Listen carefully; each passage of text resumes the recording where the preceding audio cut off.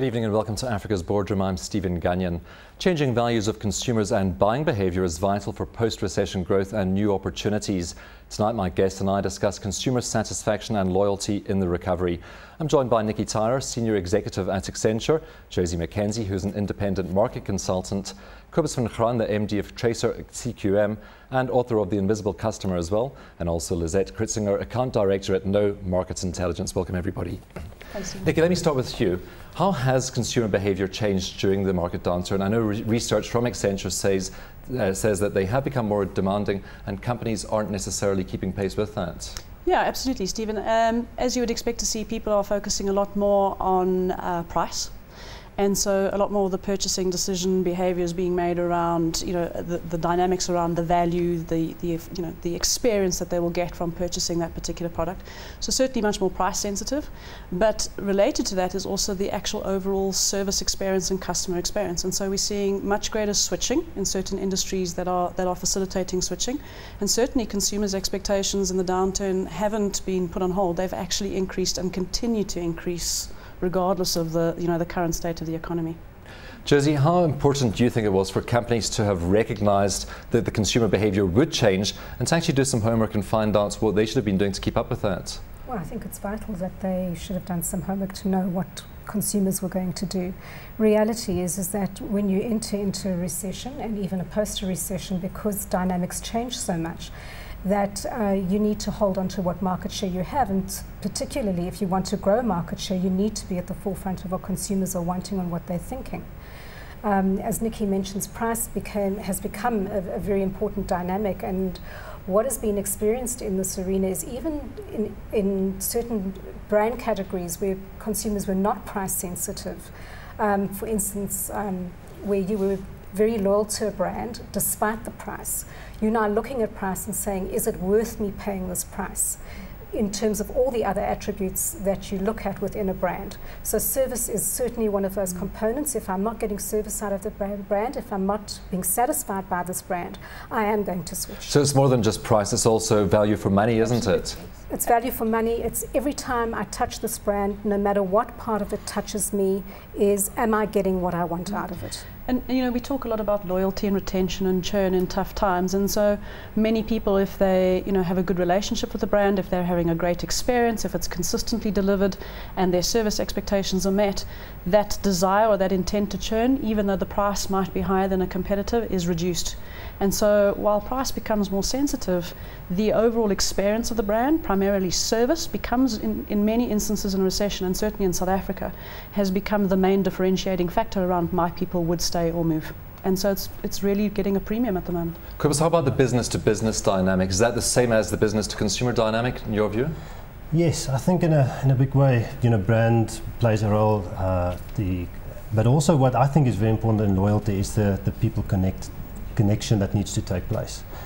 We find that, I think it's very similar in what you just said there as well. Yes, people get loyal to a brand to a certain stage, but what really I think gets people to connect to a brand or to a certain product is the people connection in there. If they can have good service, but if they never connect with the people in there, it's always going to be, they can move on to the next supplier as easily as that.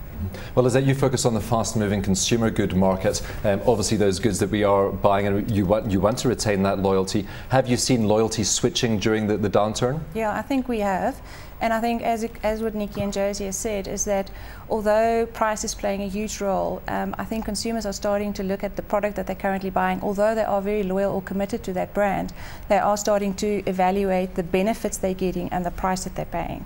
And what we're also seeing is that because consumers are different, doesn't matter if you're bottom end of the market or top end of the market, the trade-offs that happen might be either within a specific category, or it might be within a category and going outside to another category.